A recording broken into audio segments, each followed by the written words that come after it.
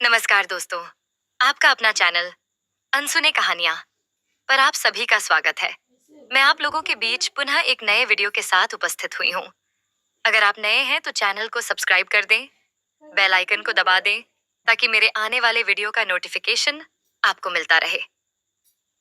यह आपके लिए प्रस्तुत है शिक्षाप्रद कहानी बहू की समझदारी।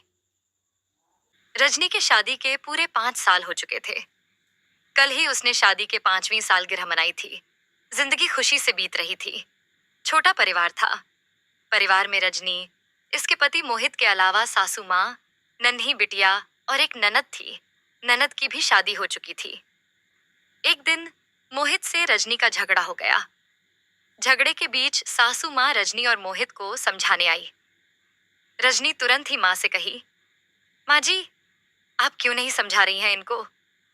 माँ जी ने बोला, हुआ क्या है? रजनी बोली कि मेरा कहना है कि अब बहुत साल हो गए हैं। अब मुझे अलग रहना है। अब मैं एक घर में नहीं रह सकती हूँ। और अब इनको मैंने बोला है कि आप में से और मुझ में से किसी एक को यह चुन लें।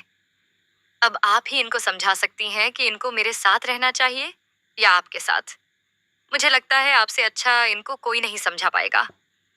माँ जी की समझ में कुछ भी नहीं आ रहा था। उन्होंने बोला, अरे ये क्या बोल रही हो बहू? भला मेरा बेटा मुझ में और तुम में से किसी एक को क्यों चुनेगा? अभी तक तो सब ठीक ही चल रहा था। यह अचानक तुम दोनों को क्या हो गया? माँ जी की कुछ भी समझ में नहीं आ रहा था। क्या ऐसा भी कहीं होता है कि पत्नी और माँ में से किसी एक को बच्चों को चुनना पड़ता है? पत्नी और माँ दोनों ही बच्चों के लिए परिवार होता है। ये तो बिल्कुल अनुचित बात बोल रही हो। अरे अनुचित? पर अनुचित कैसे? कल मैंने स्वयं सुना था। आप कल ही नंदोई जी को समझा रही थी कि कैसे उनको अपनी पत्नी को चुनना चाहिए। कैसे पति पत्नी का रिश्ता ही पूरी आयु भर चलता है। आप उन्हें बता रही थी कि उन्हें अपने बच्चों के भविष्य के बारे में सोचना चाहिए, न कि जगत रीत के बारे में। और यह भी बोला था कि आपने अपनी बेटी का हाथ नंदोई जी के हाथ में उनकी अच्छी सेवा और आय देखकर ही दिया था।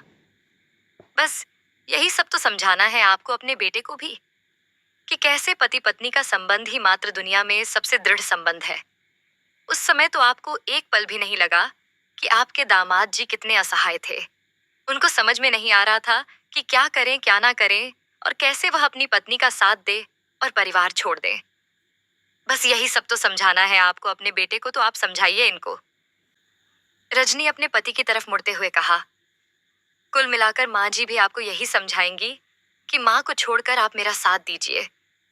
मेरा साथ ही आपके साथ जीवन भर रहेगा। मैं ही आपके साथ जीवन भर रहूंगी। आप मेरे साथ चलिए। हम बाहर रहेंगे किसी शहर में। हम अच्छा भविष्य बनाएंगे। हम अपने बच्चों को अच्छी शिक्षा देंगे। माँ जी अचानक से अपने बेटे के सामने खड़ी हो गई और रोने लगी। नहीं नहीं, ऐसा मत करना। मैं अपने बेटे के बिना नहीं रह सकती हूँ। मेरे बेटे को मुझसे दूर मत ले जाना। मेरी मति मारी गई थी जो मैं दामाद जी को उल्टा सीधा बोलने लगी थी। मैं दामाद जी को अनुचित परामर्श देने लगी थी। मैंने अपनी बेटी को एक बार भी नहीं समझाया।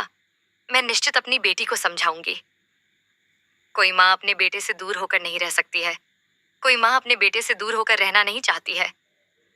रजनी अपनी सास का हाथ पकड़कर बोली, माँ जी आप व्यथित ना हो। हम आपको छोड़कर कहीं भी नहीं जा रहे हैं। माँ पिता के बिना भी क्या कोई घर घर होता है? बस हम आपको समझाना चाहते थे कि कल आप जो नंदोई जी को समझा रही थीं, वह पूरा अनुचित था। भला वह कैसे अपना परिवार आपकी बिटिया के लिए छोड़ सकते हैं? ना ही तो आपकी बिटिया के ऊपर उसके ससुराल वाले कोई अत्याचार करते हैं और ना ही तो उसे दुखी करते हैं। मात्र थोड़ी मर्यादा में रहना, मात्र थोड़ा सा घर का अधिक काम पड़ जाना, इसका हल यह नहीं है कि हम अपने माँ बाप को छोड़कर चल दे।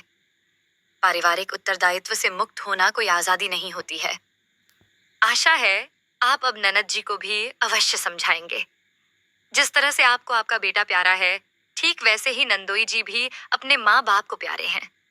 भला उनके माँ बाप अपने बेटे के बिना जीवन कैसे जिएंगे? माँ जी को अब सब समझ आ गया था।